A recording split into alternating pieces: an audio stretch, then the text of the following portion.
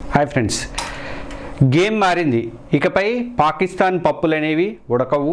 ఎందుకంటే ఈసారి 50కి పైగా నిఘా కళ్ళు ఒకేసారి ఆకాశం నుంచి మన దేశం కోసం కాపలా అనేది కాయబోతున్నాయి. ఇంతకీ ఏంటి ఈ మాస్టర్ ప్లాను? దీని దెబ్బకు పాకిస్తాన్ తలరాత ఎలా మారబోతుంది అన్నది చూద్దాం. ఫ్రెండ్స్ నమస్తే. మన సరిహద్దుల్లో టెన్షన్ లేని రోజు అంటూ ఏదీ లేదు. ఒకవైపు పాకిస్తాన్ కానీ, మరోవైపు పాకిస్తాన్ ప్రేరిత ఉగ్రవాదం కానీ, మరోవైపు చైనా చేస్తున్నటువంటి కుట్రలు కానీ, వీటికి చెక్ పెట్టాలంటే మన డిఫెన్స్ సిస్టమ్ అనేది చాలా అప్డేటెడ్గా, చాలా అలర్ట్గా ఉండాల్సిన అవసరం అయితే ఉంది.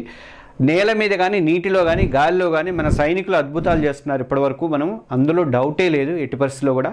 కానీ ఈ రోజుల్లో అసలైన యుద్ధం మొదలయ్యేది ఏంటంటే గెలుపును శాసించేది కూడా అంతరిక్షమే అనమాట. ఈ నిజాన్ని గ్రహించిందే మన ప్రభుత్వము. అందుకే ఒక సంచలనమైనటువంటి నిర్ణయం అనేది తీసుకుంది. శత్రువుల గుండెల్లో రైళ్లు పరిగెత్తేలాగా మన నిఘా సామర్థ్యాన్ని పదింతలు చేసేలాగా ఏకంగా 50కి పైగా అత్యాధునిక స్పై శాటిలైట్లను ప్రయోగించబోతుంది. ఇది పాకిస్తాన్కి ఒక స్ట్రాంగ్ వార్నింగ్ లాంటిదని చెప్పుకోవాలి. ఇక అసలు మాస్టర్ ప్లాన్ ఏంటి, దీని వెనుకున్నటువంటి అసలు కారణాలు ఏంటి, దీని ప్రభావం ఎలా ఉండబోతుంది అన్నది ఈ వీడియోలో నేను వివరంగా చెప్తాను. సమస్య ఏంటి, ఇప్పుడే ఎందుకు చేపడుతున్నారు అంటే, అసలు ఇంత పెద్ద ప్రాజెక్ట్ని ఇప్పుడు భారత్ హఠాత్తుగా ఎందుకు మొదలు పెట్టాల్సి వచ్చిందంటే ఈ ప్రశ్నకు ఒకే ఒక్క సమాధానం. అదే ఏంటంటే మనకి ఈ మధ్య జరిగినటువంటి కొన్ని సంఘటనలే అందుకు ఉదాహరణ అనమాట. కొన్ని రిపోర్ట్ల ప్రకారం చూస్తే ఏంటంటే గత ఏడాది పాకిస్తాన్తో 4 రోజుల పాటు జరిగినటువంటి సైనిక సంఘర్షణ మీ అందరికీ తెలుసు. అది ఆపరేషన్ సింధూరు. మనం విజయం సాధించామో అందులో డౌటే లేదు. అయినప్పటికీ కూడా ఈ సందర్భంగా మనకి నిఘా వ్యవస్థలో ఉన్నటువంటి కొన్ని లోపాలని బయటపడ్డాయట. అంటే ఆ టైంలో మనం శత్రువుల కదలికలను కనిపెట్టడానికి మనం శాటిలైట్లను వాడామన్నమాట. కానీ మన దగ్గర ఉన్నటువంటి చాలా వరకు ఎలక్ట్రో ఆప్టికల్ అంటే ఈఓ ఉపగ్రహాలు అనమాట. అంటే పగటిపూట ఆకాశం క్లియర్గా ఉన్నప్పుడు మాత్రమే అవి సరిగ్గా పనిచేస్తాయట. రాత్రులు కానీ లేదంటే దట్టమైన మేఘాలు కమ్ముకున్నాయి అనుకోండి, ఆ టైంలో వాటి చూపు అనేది మందగిస్తుందట. ఇది మనకు ఒక పెద్ద మైనస్ పాయింట్ లాగా అయిందనమాట. అందుకే పాకిస్తాన్ దగ్గర మనకన్నా కూడా చాలా తక్కువ శాటిలైట్లు ఉన్నాయి. పాకిస్తాన్ దగ్గర పెద్ద పొడిచింది ఏమీ లేదు కానీ తక్కువే ఉన్నాయి. కానీ దాని ఫ్రెండ్ చైనా దగ్గర నుంచి అత్యాధునిక శాటిలైట్ సపోర్ట్ అయితే దానికి అందుతుందని చెప్పి మనందరికీ తెలుసు. వాళ్ళ శాటిలైట్లు ఏంటంటే రాత్రిపూట కానీ ఎలాంటి వాతావరణంలో కానీ ఫోటోలు తీయడానికి అవకాశం అయితే ఉన్నాయి. ఈ గ్యాప్ వల్ల ఏంటంటే కీలక సమయాల్లో మనం రోజుల తరబడి సరైన సమాచారం మనకైతే అందలేదు. దీంతో మనం ఏమైందంటే అమెరికన్ ప్రైవేట్ కంపెనీల దగ్గర డబ్బులు పోసి శాటిలైట్ ఫోటోలు కొనుక్కోవాల్సిన పరిస్థితి అయితే ఏర్పడింది అనమాట. ఇది డబ్బు ఖర్చు, ఒక రకంగా చాలా ఖర్చు అనుకోవాలి. ఖర్చు మాత్రం కాదు, మన మిలిటరీ ఆపరేషన్ల నిర్ణయాలు తీసుకోవడంలో కూడా చాలా కొన్నిసార్లు ఆలస్యం కూడా అయింది అని చెప్పేసి అంటారు అనమాట. అందుకే కార్గిల్ యుద్ధం టైంలో మనకి ఏమైంది, నిఘా వైఫల్యమే ప్రధానమైన కారణం అని చెప్పేసి మన అందరికీ తెలుసు. అదే పెద్ద మనకి గుణపాఠం అయింది ఇప్పటివరకు కూడా. మనం శత్రువు మన భూభాగంలోకి వచ్చి చొరబడ్డాక కూడా మనం తెలుసుకోలేకపోయాం. అందుకే ఆ అనుభవాలన్నీ కూడా మనకు ఒకటే తెలియజేస్తున్నాయి, ఇకపై ఎవరి మీద కూడా ఆధారపడొద్దు. మన జాతీయ భద్రతకు అది అస్సలు మంచిది కానే కాదు. మనమే సొంతంగా 24/7 360 డేస్ ఇలా ఎలాంటి వాతావరణంలోనే సరే పనిచేసేటువంటి పక్కా నిఘా వ్యవస్థను అయితే మనం నిర్మించుకోవాలని చెప్పేసి అనుకున్నారు. ఈ అవసరం నుంచే మనకి 50 శాటిలైట్ల మాస్టర్ ప్లాన్ అనేది పుట్టిందనమాట. ఈ సవాళ్ళని అధిగమించడానికే భారత్ ఇప్పుడు స్పేస్ బేస్డ్ సర్వేలెన్స్ అనేది చేపట్టిందనమాట. ఈ ఫేజ్ 3 అనే ఈ అద్భుతమైనటువంటి ప్లాన్తో ముందుకు వచ్చింది. ఈ ప్రోగ్రామ్ కింద ఏంటంటే దాదాపు 26,000 కోట్ల రూపాయల భారీ బడ్జెట్తో 50కి పైగా అత్యాధునిక గూఢాచార ఉపగ్రహాలను అంతరిక్షంలోకి పంపాలని చెప్పేసి టార్గెట్గా పెట్టుకుంది భారత్. ఇది ఇప్పటిదాకా ఇండియా చేపట్టినటువంటి అతిపెద్ద మిలిటరీ స్పేస్ ప్రాజెక్ట్. ఈ ప్లాన్లో అసలైన గేమ్ చేంజర్ టెక్నాలజీ ఇది నిజంగా. ఎందుకంటే మనం ఇప్పటిదాకా వాడినటువంటి ఎలక్ట్రో ఆప్టికల్ శాటిలైట్ స్థానంలో సింథటిక్ అపాచర్ రాడార్ అంటారు, SAR అంటారు. ఈ టెక్నాలజీతో పనిచేసేటువంటి శాటిలైట్ని మనం పంపబోతున్నాం. ఇందుకే ఈ SAR టెక్నాలజీ స్పెషాలిటీ ఏంటంటే ఇది మామూలు కెమెరాలాగా పనిచేయదు. ఈ ఉపగ్రహాలు భూమిపైకి మైక్రోవేవ్ తరంగాలను పంపి అవి తిరిగి వచ్చాక వాటిని అనలైజ్ చేసి పిక్చర్స్ని రెడీ చేస్తాను అనమాట. దీనివల్ల ఏంటంటే చిమ్మ చీకటి దట్టమైన మేఘాలు గమ్మినా, తుఫాన్ వచ్చినా కింద ఏం జరుగుతుంది అనేది స్పష్టంగా చూడగలం అన్నమాట. అందుకే వీటిని ఆకాశంలో ఉన్న ఆల్ వెదర్ ఐస్ అని చెప్పేసి వీటిని పిలుస్తుంటారు అనమాట. ఈ SAR శాటిలైట్లు ఏంటంటే 1 మీటర్ రిజర్వేషన్తో ఉన్నటువంటి ఫోటోలు కూడా తీసే కెపాసిటీ వాటికి ఉందనమాట. అంటే శత్రువు భూభాగంలో ఒక బండి చిన్న కదలిక కానీ, ఒక చిన్న సైనికుల బృందాన్ని కూడా పసిగట్టడానికి మనం ఖచ్చితంగా పసిగట్టవచ్చు అనమాట. అయితే ఇదంతా ఒక్క శాటిలైట్తో అయ్యేటువంటి పని పని ఏమాత్రం కాదనమాట. అందుకే ప్రభుత్వం ఏంటంటే ఒక శాటిలైట్ గుంపునే పంపిస్తుంది, అక్కడ నిర్మిస్తుంది అనమాట. అంటే ఈ 50కి పైగా ఉపగ్రహాలు భూమి చుట్టూ వివిధ వేరు కక్షల్లో తిరుగుతూ ఉంటాయి అనమాట. అవి భూమికి చాలా దగ్గరగా చాలా దూరం వరకు కూడా ఉంటాయి అనమాట. ఇవి నిరంతరం తిరుగుతూనే ఉంటాయి. దీనివల్ల ఏంటంటే భూమి మీద ఏ మూల కూడా మన నిఘా నుంచి అయితే తప్పించుకునే అవకాశం అయితే లేదు. ఒక శాటిలైట్ ఒక ప్రాంతాన్ని దాటి వెళ్లే లోపు మరో శాటిలైట్ దాన్ని ఆ ప్లేస్లోకి వచ్చి కవర్ చేస్తుంది అనమాట. దీనివల్ల ఏంటంటే నిరంతరంగా లైవ్ కవరేజ్ అనేది మనకి అందుతూ ఉంటుంది. ఈ భారీ ప్రాజెక్ట్ని స్పీడప్ చేయడానికి ప్రభుత్వం ఇంకొక స్మార్ట్ మూవ్ కూడా ప్లాన్ చేసింది. అదేంటంటే మొత్తం 52 ఉపగ్రహాలలో కూడా 21 ఉపగ్రహాలను ఇస్రో తయారు చేస్తుంది.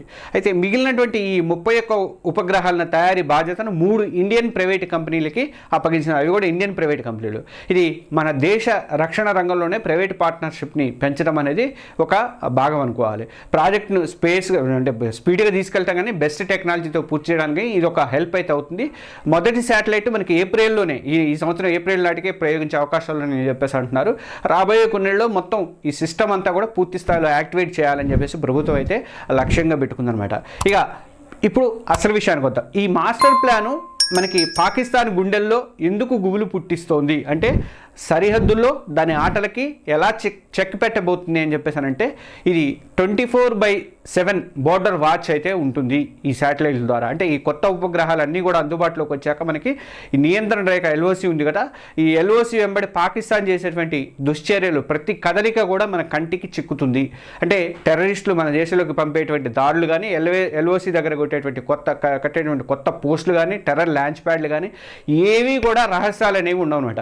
రాత్రిపూట లేకపోతే వాతావరణం బాగోలేకపోయినా చొరబడదామనుకునే వాళ్ళ ప్లాన్లన్నీ కూడా ఫ్లాప్ అయిపోతాయి అనమాట. దీనివల్ల ఏంటంటే చొరబాట్లు మనం 80% వరకు కూడా ఆపొచ్చు అని చెప్పేసి మన నిపుణులు అయితే అంచనా అయితే వేస్తున్నారు. ఇక రెండోది ఏంటంటే యుద్ధంలో పూర్తి ఆధిపత్యం మనకే వస్తుంది. ఒకవేళ రేపు భవిష్యత్తులో మళ్ళీ యుద్ధం అనేది వస్తే ఈ శాటిలైట్ గేమ్ పొజిషన్ని పూర్తిగా మార్చేస్తారు అనమాట. అంటే వాళ్ళ శత్రువుల కదలికలు కానీ వాళ్ళ ట్యాంకులు కానీ వాళ్ళ ఆయుధాలు కానీ వాళ్ళ F-16 లాంటి ఫైట్ జెట్లు కానీ ఎక్కడున్నాయని చెప్పేసి మనకి రియల్ టైంలో తెలిసిపోతుంది. దీంతో ఏంటంటే బాలాకోట్ లాంటి సర్జికల్ స్ట్రైక్స్ లేదా ఇతర ఆపరేషన్లు కానీ మనంత పక్కాగా మరింత స్పీడ్గా మనం చేయడానికి ఛాన్స్ అయితే ఉంటుందన్నమాట. ఇక డ్రోన్ దాడులు కానీ మిసైల్ లాంచ్లు కానీ ముందే పసిగట్టి వాటిని మన డిఫెన్స్ సిస్టమ్ అలర్ట్ చేస్తుంది. చాలా వరకు మనకి ఉపయోగపడుతుందని చెప్పి వాటిని కూల్చేయడానికి ఉపయోగపడుతుంది అనమాట. ఇక మూడోది ఏంటంటే పాక్ చైనా కూటమి రెండింటి మీద కూడా మనం డేగ కన్నా ఇచ్చడానికి అవకాశం అయితే ఉందన్నమాట. ఈ నిఘా అనేది ఒక్క పాకిస్తాన్కే పరిమితం కాదు. మనకి పాక్ ఆక్రమిత కాశ్మీర్ కానీ గిల్గిత్ బాలిస్తాన్ ప్రాంతంలో ఈ చైనా పాకిస్తాన్ ఎకనామిక్ క్యారిడర్ జరుగుతుంది కదా, సిపెక్ జరుగుతుంది కదా. ఈ సిపెక్ పేరు మీద చైనా కడుతున్నటువంటి రోడ్లు కానీ సొరంగాలు కానీ తర్వాత ఇతర నిర్మాణాలు కానీ వీటన్నిటి మీద కూడా 24/7 కన్నేసి ఉంచడానికి మనకి ఛాన్స్ అయితే ఉంటుందన్నమాట. వాళ్ళ లాంగ్ టర్మ్ మిలిటరీ ప్లాన్స్ని మనం అర్థం చేసుకోవడానికి వాటికి కౌంటర్ వ్యూహాలని రెడీ చేసుకోవడానికి కూడా మనకి ఛాన్స్ అయితే ఉంటుంది. ఈ 51 ఇవి శాటిలైట్లు అందుబాటులోకి వస్తాయి. ఇక మనం ఎందుకంటే ఉక్రెయిన్ యుద్ధమే దీనికి పెద్ద ఉదాహరణ అని చెప్పి ప్రజెంట్ జరుగుతున్నటువంటి యుద్ధాల్లో శాటిలైట్ ఇంటెలిజెన్స్తో ఎంత పవర్ఫుల్ అనేది మనకి రష్యా ఉక్రెయిన్ యుద్ధం చూస్తేనే అర్థమవుతుంది. ప్రపంచానికి లైవ్లో చూపించింది అనగా సైనిక శక్తిలో చాలా చిన్నదైనటువంటి ఉక్రెయిన్ అమెరికా ఇతర దేశాల శాటిలైట్ నుంచి వచ్చినటువంటి సమాచారంతో రష్యాని ఇప్పటికీ కూడా ఇన్ని రోజులైనా కూడా ధీటుగా ఎదుర్కొంటుంది. ఇప్పుడు ఇండియా కూడా అదే కెపాసిటీని సొంతంగా అంతకంటే ఎక్కువగా పెద్ద స్థాయిలో నిర్మించుకోబోతుంది అనమాట. ఇది పాకిస్తాన్కి ఖచ్చితంగా కంగారు పుట్టించేటువంటి విషయమే.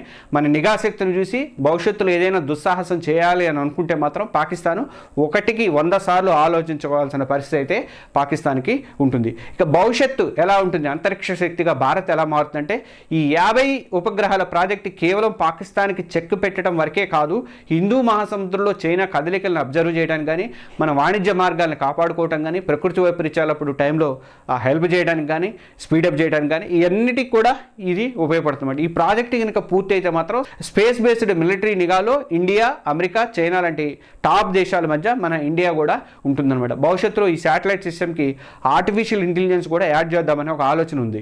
అది కనుక యాడ్ చేస్తే మాత్రము అప్పుడు ఈ సిస్టము ఏం జరుగుతుందో చెప్పడమే కాదు శత్రువుల కదలికలు విశ్లేషించి ఆ తర్వాత వాళ్ళు అడుగులు ఎటువైపు ఉండొచ్చు అనేది కూడా ఖచ్చితంగా అంచనా వేసి మనకి ఇస్తుంది అనమాట. అంటే దొంగ ఇంట్లోకి రాకముందే వాడు ఏ దారిలో వస్తున్నాడు అనేది చెప్పడం కూడా దీనివల్ల సాధ్యమవుతుంది అనమాట. అంటే 2030 నాటికి మొత్తం ఈ పూర్తి ఉపగ్రహాల నెట్వర్క్ పనిచేయడం అయితే మొదలు పెట్టాలని చెప్పేసి ఇస్రో చైర్మన్ అయితే టార్గెట్ పెట్టారు. ఈ పరిణామాలను చూస్తుంటే మనకు ఒకటే అర్థమవుతుంది, మన భారత్ తన రక్షణ విధానంలో ఒక కొత్త చాప్టర్ని అయితే రాయబోతుంది. సమస్య వచ్చాక రియాక్ట్ అవ్వడం కంటే సమస్యని ముందే పసిగట్టి స్టడీ చేసి ముందుగానే పసిగట్టి దాన్ని ఎదుర్కొనేటువంటి వ్యూహాన్ని అయితే భారత్ అనుసరించబోతుంది. ఫ్రెండ్స్, ఇండియా చేపట్టినటువంటి ఈ భారీ మాస్టర్ ప్లాన్ పై మీ అభిప్రాయం ఏంటి? ఈ 50 గూఢచారి ఉపగ్రహాలను పాకిస్తాన్కి, చైనాకి మనం నిజంగానే చెక్ పెట్టవచ్చా? వీటితో ఈ విశ్లేషణకి కామెంట్స్లో పంచుకోండి. ఈ ఉపగ్రహాలు కేవలం లోహపు ముక్కలు మాత్రం కాదు, ఇవి అంతరిక్షంలో మన దేశాన్ని కాపలాగాస్తున్నటువంటి కోట్ల మంది కళ్ళు అని చెప్పుకోవాలి. మన సైనికులకి ఇవి అదనపు బలగము, మన జాతీయ భద్రతకి తిరుగులేనటువంటి కవచము. ఇలాంటి మరిన్ని ఇంట్రెస్టింగ్ డిఫెన్స్ విశ్లేషణల కోసం అని చెప్పేసి మన ఛానల్ని ఇప్పుడే సబ్స్క్రైబ్ చేసుకోండి. మీ అందరికీ కూడా రిపబ్లిక్ డే శుభాకాంక్షలు. జై హింద్.